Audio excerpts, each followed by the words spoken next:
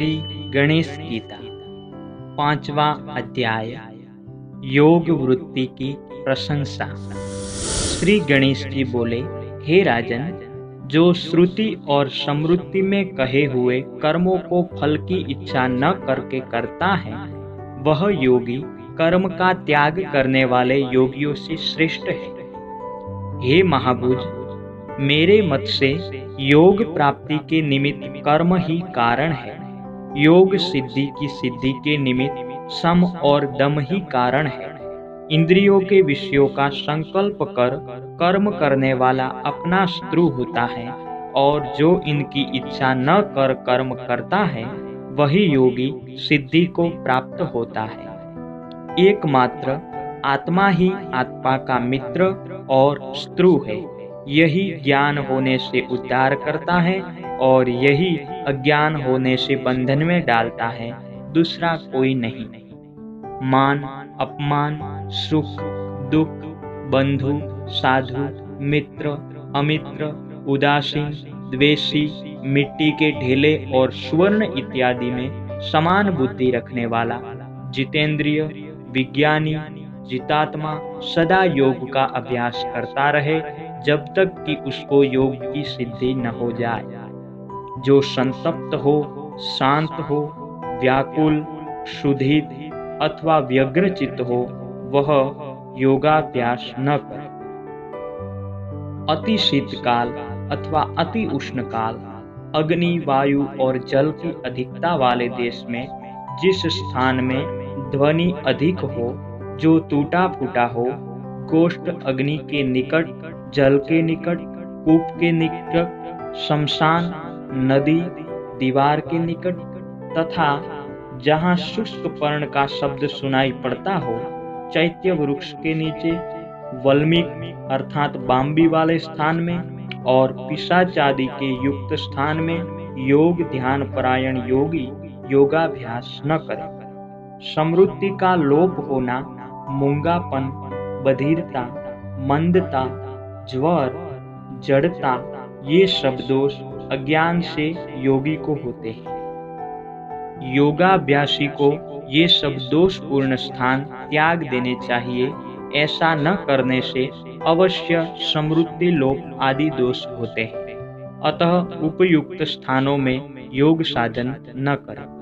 हे राजन, योगी सदा थोड़ा भोजन करे, बिना भोजन किए भी न रहे, न बहुत सोए न बहुत जागे। इस प्रकार सदा योगाभ्यास करने से सिद्धि को प्राप्त हो जाता है। संपूर्ण इच्छा और कामनाओं का त्याग करे, थोड़ा भोजन करे, जागरणशील हो, बुद्धि से सब इंद्रियों को वश में करके स्नेह स्नेह शांति को प्राप्त हो। जिस जिस स्थान में मन जाए, उस स्थान से उसे खींचे और धैर्य से उसे अपने वश में करे, क्योंकि वह महाचंचल है। योगी सदा इस प्रकार करने से परम शांति को प्राप्त होता है, और वह संसार में अपनी आत्मा को और अपनी आत्मा में संसार को देखता है। योग से जो मुझको प्राप्त होता है, उसको मैं आदर पूर्वक प्राप्त होता हूँ, और जो मुझे नहीं छोड़ता है, उसको मैं भी नहीं छोड़ता हूँ तथा संसार से मुक्त कर देता हूँ। सुख दुख, द्वेष, क्षुधा, संतोष और तृषा, इनमें जो आत्मा के समान सब प्राणियों को देखता है, जो मुझ सर्वव्यापी को जानता है और जो केवल मुझ में संलग्न है, वह जीवन मुक्त है, और वह त्रिलोकी में ब्रह्मादिक देवताओं द्वारा नमस्कार करने योग्य है। वरेण्य बोले, हे भगवान, इन दोनों प्रकार के योगों को मैं महाकठिन देखता हूँ, कारण कि मन बड़ा दुष्ट और चंचल है तथा इसका निग्रह करना कठिन है। श्री गणेश जी बोले, हे राजन, जो निग्रह करने में कठिन इस मन का नियमन करता है, वह घटी यंत्र के समान घूमने वाले इस संसार चक्र से मुक्त हो जाता है। विषय रूपी अरों से ये दृढ़ चक्र बना हुआ है, और कर्म रूपी कीलों से अच्छी प्रकार जड़ा हुआ है। इस कारण साधारण मनुष्य इसके छेदन करने में समर्थ नहीं होता। अतिशय दुख, वैराग्य, भोग में तृष्णा का त्याग, गुरु की कृपा, सत्संग, यह इस मन के जीतने के उपाय हैं। योग सिद्धि के निमित्त अभ्यास से मन को अपने वश में करे।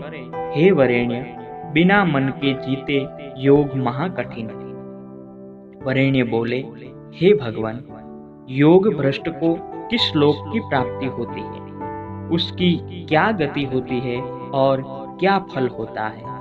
हे सर्वज्ञ, हे बुद्धि रूपी चक्रों को धारण करने वाले, मेरे इस संदेह का छेदन कीजिए। श्री गणेश जी बोले, हे राजन, योग भ्रष्ट पुरुष दिव्य देह धारण कर स्वर्ग में जाते हैं।